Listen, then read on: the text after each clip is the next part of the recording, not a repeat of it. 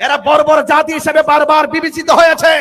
ওই ধর্মান্ধদের লাগাম টেনে দেওয়া হতো, তাহলে আজকে কবরের লাশের গায়ে আগুন ধরাতে পারতো না। আমরা কি রাজপথে আসতে প্রস্তুত আছে?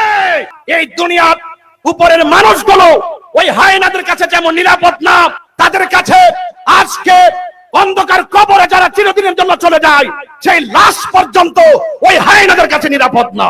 জাতির উদ্দেশ্যে আমার জিজ্ঞাসা, আজকে বর্তমান এই বাংলাদেশে আমরা যা দেখছি, বলুন, হাত উঁচু করে বলুন, আমরা কি আজ খানকায় নিরাপদ? আজকে আমরা কি রাজপথে নিরাপদ? আমরা কি অফিসে নিরাপদ? আমরা কি রাস্তায় নিরাপদ?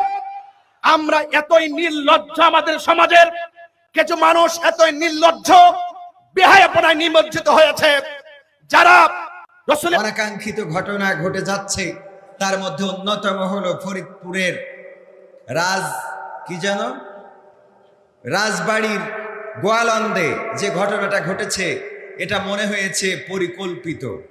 তৌহিদি জনতার ব্যানারে যারা ওই কবরের মধ্যে নেমেছে, নুরা পাগলা বা নুরুল পাগলা যেই হোক না কেন, কারো লাশ তুলে নিয়ে পুড়িয়ে দেওয়ার এখতিয়ার কোনো মুসলমানকে দেওয়া হয়নি।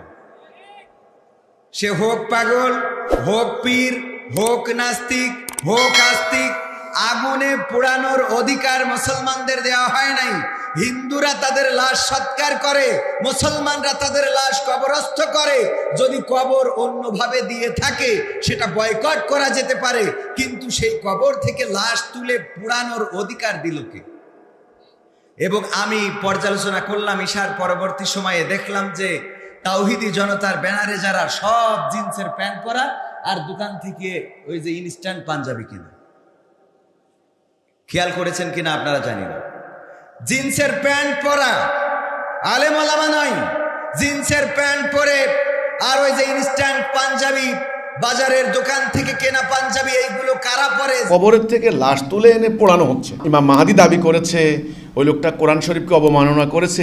এই ব্যাপারগুলি আন্তর্জাতিক সম্প্রদায়ের কাছে বিবেচ্য বিষয় নয়। বিবেচ্য বিষয় হচ্ছে কবরের থেকে লাশ তুলে পোড়ানো হচ্ছে। আমরা দেখলাম যে একটা মানুষের ফাঁসি হয়েছে, তার লাশ গেছে, লাশের মধ্যে জুতা নিক্ষেপ করছে। দেখেন, আবার দেখলাম তাদের অনুসারীরা কি করলো, একটু 1 ডিগ্রি বাড়লো, চট্টগ্রামে এক মুক্তিযোদ্ধার কবরের মধ্যে অ্যাটাক করলো, অবশ্যই সেখান থেকে লাশ তুলতে পারেনি।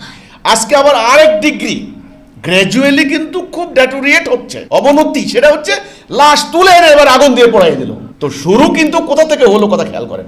গতকাল রাজবাড়িতে ইমান আকিদা রক্ষা কমিটি নামের একটা ব্যানার থেকে প্রথমে সমাবেশের ডাক দেওয়া হয়েছিল জুমার নামাজের পরে।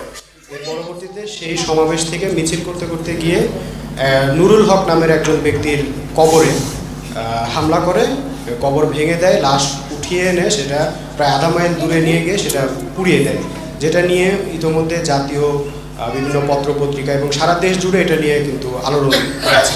এই যে এত বড় একটা ঘটনা ঘটলো এবং এটা মানে নজিরবিহীন একটা ঘটনা ঘটলো, এই ধরনের ঘটনাগুলো ইসলাম সম্পর্কে এবং বাংলাদেশ সম্পর্কে আন্তর্জাতিক অঙ্গনে বহির্বিশ্বে কি ধরনের বার্তা দিচ্ছে এবং এই বিষয়টাকে, এই ঘটনাটাকে আপনি কিভাবে দেখছেন? বিষয়টা আমার নজরে আসছে, আমি সোশ্যাল মিডিয়ার মাধ্যমে সঙ্গে সঙ্গে পেয়েছি। আমি রাত 12টা-1টা পর্যন্ত বিষয়গুলি নজর দিয়েছি, কোন মিডিয়া কিভাবে প্রচার করে, আর আজকে পত্রিকার মধ্যেও এই ঘটনাটা এসেছে। নুরা পাগলা এটারে কাবা শরীফ না হে জাহান নাম বানাক, হে এটা তার বিষয়। দেখছি কিছু লোকেও বলতেছে ইমাম মাহাদি দাবি করছে। তো ইমাম মাহাদি এটা কি? এটা একটা বিষয় হলো, ইমাম শব্দের অর্থ নেতা, মাহাদি শব্দের অর্থ সুন্দর, উনি একজন সুন্দর নেতা, এটা দাবি করছে। সমস্যা কি? নুরা পাগল আজ থেকে অনেক দিন আগে তাকে দাফন করা হয়েছে, আপনারা ভিডিওতে দেখেছেন। তার চেহারা মোবারক নূরময় ঝলমল করতেছে, তার দেহে একটু ফোকা পর্যন্ত টাচিং করে নাই এবং তার দেহের থেকে একটু মলমূত্র বের হয় নাই, সাদা কাফিনের কাপড় যেমনি আছে এমনি আছে, আপনারা মিডিয়াতে দেখেছেন। সেই নুরা পাগলকে এই তহিদি জনতা নামক লোকেরা কবর থেকে, কবরটা ভেঙ্গে কবর থেকে উঠাইয়া তার লাশকে খুলনা এবং রাজবাড়ির মহাসড়কে পেট্রোল দিয়ে পোড়াইয়ে দেওয়া হয়েছে। সেই প্রতিবাদ করার জন্য, নিন্দা জানানোর জন্য আমরা সবাই এখানে গোলাপসার মাজারে এবং জাতীয় প্রেস ক্লাবে উপস্থিত হয়েছি। আমার জায়গার মধ্যে সে কাবা শরীফের বানাইছে কিনা জানি না, যদি বানাইও থাকি এটা তার ব্যক্তিগত বিষয়। আপনার আমার জ্বলার তো পাগলে কি না করবে, পাগল তো হের নামে হইলো নুরা পাগল। নুরা পাগলা এটারে কাবা শরীফ না হে জাহান্নাম বানাক, হে এটা তার বিষয়, কিন্তু সে তো কারো ক্ষতি করে না, তার বিচার আল্লাহ করবে। দেখছি কিছু লোকেও বলতেছে ইমাম মাহাদি দাবি করছে। তো ইমাম মাহাদি এটা কি, এটা একটা বিষয় হলো ইমাম শব্দের অর্থ নেতা, মাহাদি শব্দের অর্থ সুন্দর, উনি একজন সুন্দর নেতা, এটা দাবি করছে। সমস্যা কি? এই তৈরি জনতা যারা মোভ করতেছে, যারা বন্ড মোল্লা আছে, এই মোল্লারা কোরআনের তাফসির বুঝে না। ইমাম শব্দের অর্থ নেতা, মাহদি শব্দের অর্থ হইল সুন্দর, তো উনি একজন সুন্দর লোক দাবি করছে। আমার নাম গোলাম মঈনুদ্দিন, তাইলে কি আমি আমাদের রহস্যটা জানতে হবে, আসল ঘটনা বুঝতে হবে। গত 23 আগস্টে তিনি মারা গেছে। কবর দেওয়ার পরে তার পরিবার এবং তার ভক্তবিন্দু মুরিদানরা 12 ফিট উঁচু জায়গার ভেতরে বক্সের মধ্যে ঢুকাইয়া ল্যাপ দিয়ে, তোষক দিয়ে, কম্বল দিয়ে, ফ্যান দিয়ে কবর বানাইয়া রেখে দিয়েছে। এখন বলেন তো 12 ফিট উপরে কবর হয় না মাটির নিচে কবর হয়? তার মানে বোঝা যায় এটা স্বাভাবিক কবর নয়, এটাকে তারা মূর্তি বানাইছে। এমনকি এই কবরের উপরে কাবা ঘরের মতো প্রতিকৃতি করে কাবা ঘর নির্মাণ করেছে, যেটা ইসলামের চূড়ান্ত সীমা লঙ্ঘন। গতকালকে বাংলাদেশের রাজবাড়ী জেলার গোয়ালন্দ আপনারা নিউজ দেখেছেন, তামাম বাংলাদেশ তোলপাড়। সেই নুরুল হক নুরু পাগলা নামে একটা পাগলাকে কবরের মধ্য থেকে লাশ উঠাইয়া তার লাশকে আগুন দিয়ে পুড়িয়ে জ্বালিয়ে দেওয়া হয়েছে।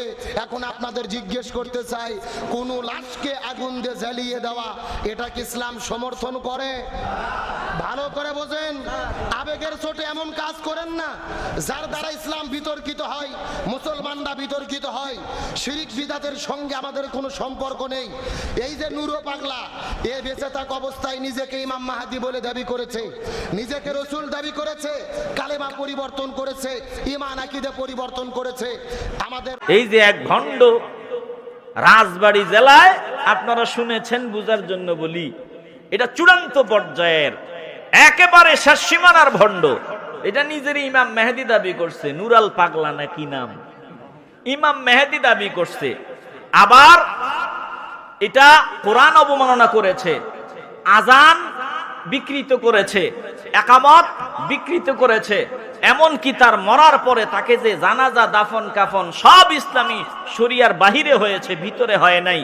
এজন্য এক দল গরম হয়ে গেছে, বেশি গরম। গরমের ঠেলায় তার ওই কবর মাটি থেকে উঁচুতে 12 ফুট 10 ফুট উপরে তারে কবর দিছে একটা সিস্টেমে। তারা খুব চালাক, ওরে কবর দেওয়ার সময় হতে পারে এমন মেডিসিন দিছে যাতে 2 বছরেও 3 বছরেও তার লাশটা না পচে। এখন মাটি থেকে একটু উপরে উঠায় দিছে, জানে তো একদল গরম হইছে, তার কবরটা ভাঙবো।